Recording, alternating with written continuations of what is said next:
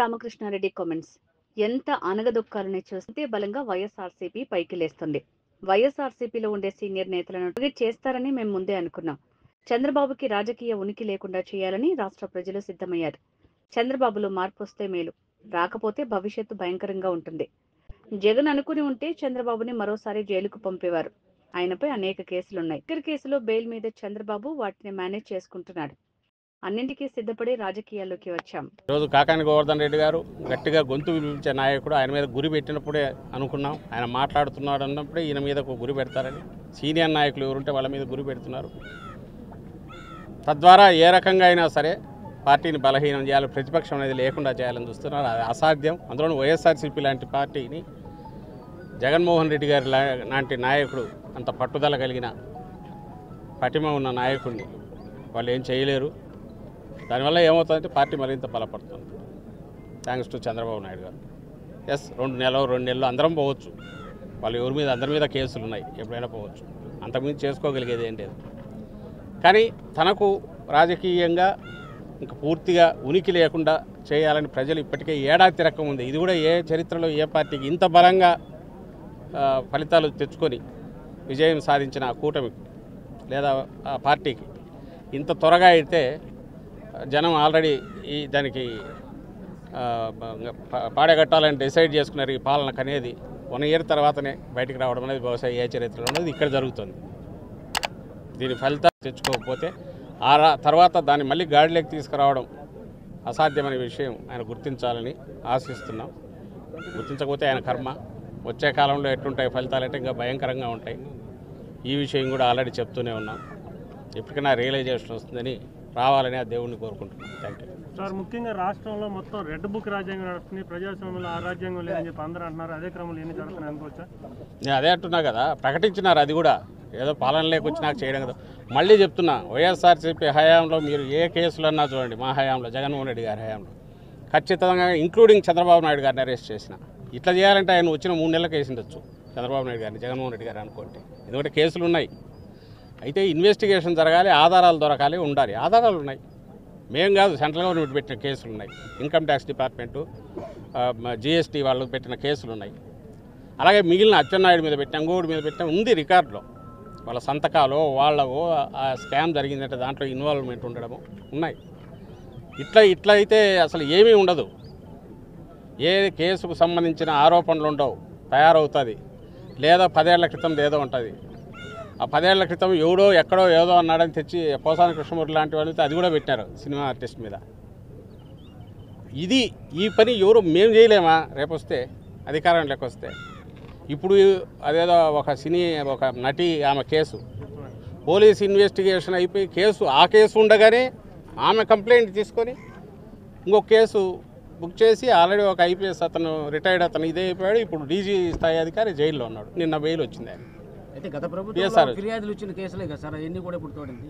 గత ప్రభుత్వంలో ఫిర్యాదు వస్తే చేయొద్దనట్లా విచారణ దర్యాప్తు జరపాలా, తర్వాత ఇంట్రాగేట్ చేయొచ్చు, అన్నీ చేయొచ్చు.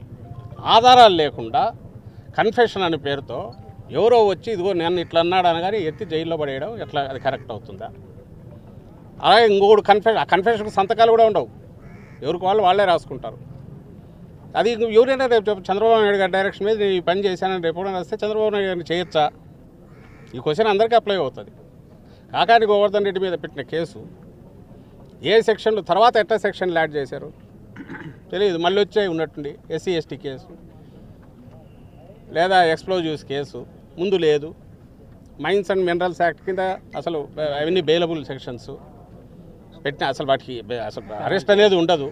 పెనాల్టీలు వేస్తే వేయాలి తప్ప అరెస్ట్ లేవు. కాబట్టి వాళ్ళు రియలైజ్ అయినారు, ఓహో ఇది నిలబడదు అనుకున్నారు. దాని తర్వాత మళ్ళీ ఇది తెచ్చి చేర్చారు. అక్కడ ఇది ఎవడైనా తిట్టాడని పెట్టేసి ఇమీడియట్ దానికి సంబంధించి కేసు తయారు చేసి పెట్టచ్చు. మేజిస్ట్రేట్ దగ్గరికి పోతే మేజిస్ట్రేట్ 14 ఒకసారి పోయినాక ఇంకొక కేసు కరెక్ట్ పీటీ 13వ రోజు వంశీ విషయంలో గమనిస్తున్నాం.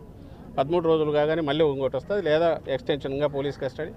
అదే అయ్యేసరికి పీటీ వారెంట్, ఇంకొక కేసు పెట్టుకుంటా పోతుండొచ్చు. సో 90 రోజులు 100 రోజులు. నిన్న నందిగం సురేష్ ఒకసారి 90 రోజులు దాటిపోయింది. ఇప్పుడు ఆయన భార్య పోయి కంప్లైంట్ ఇచ్చింది, అవతల వచ్చి ఇంటి మీద గొడవ వచ్చాడు, దాన్ని తీసుకోలేదు. ఇతను కొట్టాడని చెప్పి తప్పుడు కేసు పెట్టేసి ఎత్తివేశారు. సాక్ష్యం లేదు. ఒకవేళ వాడు చెప్పకపోతే బలవంతంగా అయినా చేయిస్తారు, సాక్ష్యం తీసుకుంటారు, దాంట్లో మళ్ళీ జైల్లో పంపారు. ఇంకా ఇవి నేరాలు అయితే అంటే ఇట్లా రాయించుకొని నేరాలు కథ రాసినట్టు పాత్రధారులను క్రియేట్ చేసి స్క్రిప్ట్తో తయారు చేసి స్క్రీన్ ప్లేతో చేయడం మొదలు పెడితే ఇంకా అసలు మనల్ని ప్రొటెక్ట్ చేసుకోవడానికి ఉన్న కాన్స్టిట్యూషను, మనం ప్రొటెక్ట్ చేసుకోవడానికి ఏర్పాటైన సిస్టమ్స్ అవే మనల్ని భక్షించడం మొదలు పెడితే, అవే మనల్ని ఇబ్బంది పెట్టడం మొదలు పెడితే ఇంక ఇది ఇంక డెమోక్రసీ ఏంటి? ఇక్కడ ఇంత ఎలక్టెడ్ గవర్నమెంట్లు ఎందుకు? అధికారులు కూడా వాళ్ళ కంట్రోల్లో వాళ్ళు ఉండరు. ఇది వరీసంగా ఉంది. సార్, ఇప్పుడు గత ప్రభుత్వం హయాంలో అక్రమ మైనింగ్ జరిగింది, 250 కోట్ల రూపాయలు పెనాల్టీలు కూడా వేశారని మీ పార్టీకి సంబంధించిన మాజీ మంత్రి ఒక సందర్భంలో మీడియా ముందు ప్రచురణ చేశారు. దాన్ని ఏ విధంగా చూడొచ్చు? అంటే అక్రమం జరిగింది, కాకాని గవర్నర్ని అక్రమంగా అరెస్ట్ చేశారు, మరొక ఎంపీని అరెస్ట్ చేయలేదని కూడా ఆయన అన్నారు. అంటే అక్రమ మైనింగ్ జరిగిందని ఆయనే అన్నట్టుగా చెప్తున్నారు, మీడియా ముందు కూడా అన్నారు. మళ్ళీ చెప్తున్నాము, కేసులు పెట్టుకోవడంలో తప్పు లేదు, ఆధారాలు ఉంటే ఇన్వెస్టిగేట్ చేయడంలో తప్పు లేదు. వాటికి అరెస్ట్ అనేది ఎక్స్ట్రీమ్, ఇంకా లాస్ట్ స్టెప్ కింద ఉండాలి. ఎవడన్నా కోఆపరేట్ చేయడో ఇంకోటి అనుకుంటే, లేదా హైలీ ఇన్ఫ్లుయెన్షియల్, అట్లంటే చంద్రబాబు నాయుడు గారు హైయెస్ట్ ఇన్ఫ్లుయెన్షియల్ పొజిషన్లో ఉన్నాడు. ఆయన మీద కేసులు ఆయన రివ్యూ చేసి నీరు కట్టడానికి ప్రయత్నం చేసుకుంటున్నాడు. అరెస్ట్ అయిన వ్యక్తి, లిక్కర్ కేసులో బెయిల్ మీద ఉన్న వ్యక్తి, ఆయన డిసైడ్ చేసుకుంటున్నాడు కేసులు. అప్పుడు ఏదైనా దాని మీద నిజంగా డిసైడ్ చేయాలి. బయటకు వచ్చి ఎక్కడో అసలు సంబంధం లేని దాంట్లో నీకు నువ్వు స్కామ్ అని ఈనాడు జ్యోతిలో రాసుకొని, లేదా ఇంకోటి పడక ఎవడో ఒకటి మీద ఒకటి ఆరోపణలు చేస్తే దాన్ని బేస్ చేసుకుని ఒకటి కట్టే కట్టు, అది కూడా అభ్యంతరంలా. కానీ అరెస్ట్ చేయడం ఏంటి? అరెస్ట్ కాకుండా నువ్వు ఎంక్వైరీ చేయలేవా? చేయలేని పరిస్థితి ఉందా? అందరికీ, మీకు మాకు అందరికీ తెలుసు, ఎంక్వైరీ చేయొచ్చు, 41 నోటీస్ ఇచ్చి పిలుచుకోవచ్చు, కూర్చోబెట్టి మాట్లాడుకోవచ్చు, అండ్ సాక్షులు ఎవరంటే వాళ్ళతో పిలిపి ఇవన్నీ చేయొచ్చు కదా. ఇంట్రాగేషన్ చేసుకోవచ్చు, ఇన్వెస్టిగేషన్ చేసుకోవచ్చు. ఇది ఎక్స్ట్రీమ్ స్టెప్ ఏది ఉందో దీన్ని చేయడానికి క్వశ్చన్ చేస్తున్నాం. ఆ ఎక్స్ట్రీమ్ స్టెప్కు వెళ్ళడానికి ముందు తతంగం నడిపేది ఫార్స్, అది కనపడుతుంది కళ్ళ ముందు, దాన్ని క్వశ్చన్ చేస్తున్నాం. సోషల్ మీడియా కేసులన్నీ అలాంటివే. ఎవరో ఏదో చెప్పారు, వాడు ఎక్కడో ఏదో అన్నారని చెప్పి దాని మీద డైరెక్షన్ ఇచ్చి వరుస పెట్టి అందరినీ తీసుకొని వస్తున్నారు. ఇంకా వరుస పెట్టి 10 ఏళ్ల క్రితం దగ్గర నుంచి పోస్టులని తీస్తున్నారు. ఎవడు దాన్ని సోషల్ మీడియాలో అబ్యూజ్ చేయడము, అసహ్యంగా రాయడం ఎవడు భరించి, అందులో వైఎస్ఆర్సీపీ కానీ జగన్మోహన్ రెడ్డి గారు కానీ అలాంటి వాటిని ఎప్పుడు సపోర్ట్ చేయం. ఉంటే వాళ్ళకి ఆ కల్చర్ ఉంది. బట్ దానికి సంబంధించి కేసులు పెడితే దాని ప్రొవిజన్లు దానికి ఉన్నాయి. అలాంటి దాన్ని తీసుకొచ్చి కిడ్నాప్లు, సుపారీ కిల్లింగ్ల సెక్షన్ పెట్టి నువ్వు అరెస్ట్ చేస్తే దానికి అంతెక్కడుంది? దీన్ని మేము క్వశ్చన్ చేస్తున్నాం. ఇది తప్పు. ఆ తప్పు ఎక్కువ చేసే కొద్దీ సిస్టమ్ కొలాప్స్ అయితే అది అందరికీ చుట్టుకుంటుంది. అది ఈరోజు మాకు ఇదైంది, మొదలైంది, ఏం పర్లేదు, పోతే నెల 2 నెలలు వస్తాం. ఎందుకంటే పాలిటిక్స్లో ఉన్నాక ఈ మధ్య జగన్మోహన్ రెడ్డి గారు ప్రిపేర్డ్నెస్ అనేది ఉండక తప్పేట్లేదు, అరెస్ట్ అనేది తప్పేట్లేదు. బట్ దీన్ని రుచి మరిగినాక సిస్టమ్, ఇంకా తర్వాత నీ కంట్రోల్ ఎవరి కంట్రోల్ ఉండదు. దారుణ ప్రతి ఒక్కరికి తగులుకుంటాయి. అది సులభం. ఓ పవర్ఫుల్ పొలిటికల్ పార్టీ వాళ్ళే ఇంత క్యాజువల్గా చేయగలిగినప్పుడు సామాన్యులు, మీలాంటి జర్నలిస్టులు, ఇంకా బయట కూడా నా వాయిస్ రైజ్ చేయాలనుకున్నాడు, వాళ్ళ పరిస్థితి ఊహించుకోండి ఎట్లుంటుందో. అది ఇంకా దారుణంగా ఉంటుంది. పెట్టింటారు చాలామంది. కృష్ణ ఒక ఫోటో తీసుకుని పక్క వస్తే ఒకరు వెనక్కి వచ్చాను. వెనక్కి పండి ఉండే నా సురేంద్రన్ బాగా కాదు.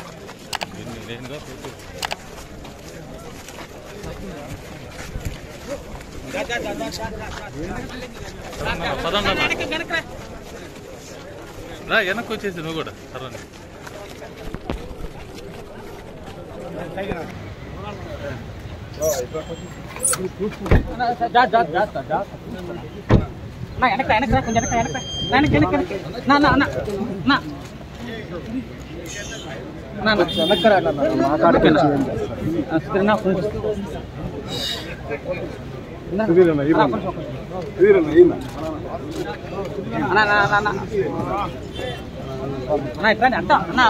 ఒక్క నిమిషం